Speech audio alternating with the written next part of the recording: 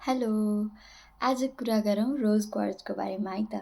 रोज quartz पनि एकदमै famous छ। केको लागि भन्दाखेरि रिलेसनसिपको लागि।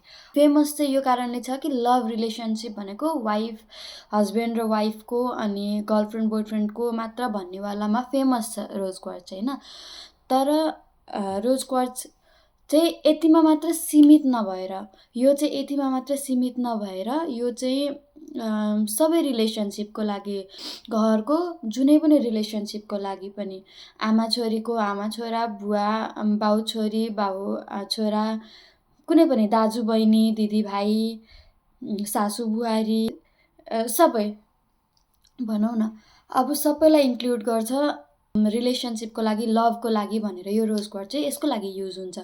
कसरी युज हुन्छ त भन्दाखेरि यत्तिकै यो लगाए पछाडि एकदमै राम्रो हुने भन्ने हुँदैन। के कारणले हामीलाई प्रब्लम परेको हुन्छ भन्दाखेरि हामी जस्तो छौँ त्यस्तो एक्सेप्ट गर्न नसकेर होइन। अब जस्तै हामीले पनि अरू कसैलाई उनीहरू जस्तो छ त्यस्तै नै एक्सेप्ट गर्न सक्दैनौँ। त्यो कारणले गर्दाखेरि हाम्रो रिलेसन बिग्रिँदै जान्छ। एक्सपेक्टेसन्स धेरै हुन्छ। यसले यस्तो गर्दै पनि हुन्थ्यो नि, उसले उस्तो गर्दै पनि हुन्थ्यो नि भन्नेवाला हुन्छ होइन। एक्सपेक्ट धेरै भए पछाडि रिलेसनसिप खराब भइहाल्छ। अब त्यो नगराउनको लागि, एक्सपेक्टेसन्स एकदम लो राख्नको लागि रोज क्वार्ट्जले हेल्प गर्छ। पास्ट रिलेसनसिप ट्रमाहरूलाई पनि बिर्सिनको लागि हेल्प गर्छ। यो लिएर मेडिटेसनहरू गर्यो भनेदेखि त्यो पास्ट ट्रमाहरूबाट ओभरकम हुनको लागि हेल्प गर्छ। यसले अगाडिको मान्छे जस्तो छ त्यस्तै नै एक्सेप्ट गर्नको लागि, त्यस्तै नै स्वीकार्नको लागि हेल्प गर्छ।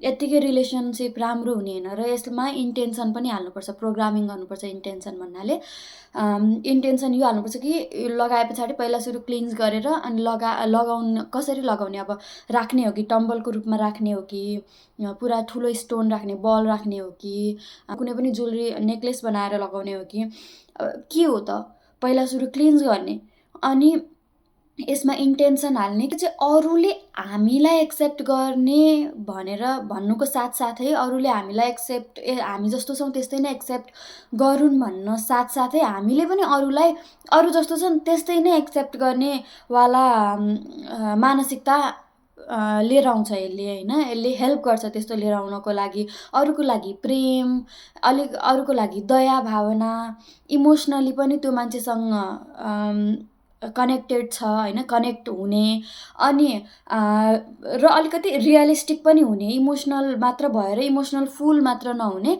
रियल पनि हुन जरुरी छ। अनि त्यसको लागि पनि हेल्प गर्छ यसले।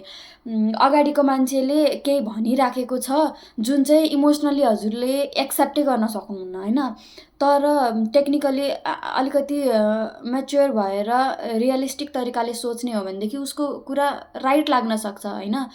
तर त्यो अवस्थामा हामी सोच्दैनौँ कि यो मान्छेले यसरी भनेको हो भन्ने नै हुँदैन। हामी यति इमोसनल भएको हुन्छौँ कि हामी एक्सेप्ट नै गर्न सक्दैनौँ त्यो कुरालाई। त्यसै कारणले गर्दाखेरि रोज क्वार्ट्जले चाहिँ यसको लागि हेल्प गर्छ कि त्यो अगाडिको मान्छेले भनेको कुरा उसको जुत्तामा टेकेर हेर्न, उसको खुट्टामा उभिएर हेर्नलाई सक्ने बनाउँछ रोज क्वार्ट्जले।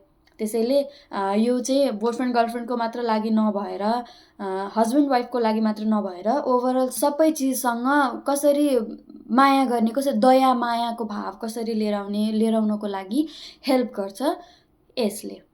यस्तै स्टोन्सहरूको बारेमा अझै नयाँ कुरा थाहा पाउन मन छ भनेदेखि हजुरहरूले मलाई मेसेज गर्न सक्नुहुन्छ या त कमेन्ट नै गर्न सक्नुहुन्छ। म अरू पनि भिडियो बनाउँदै जानेछु है त। By by.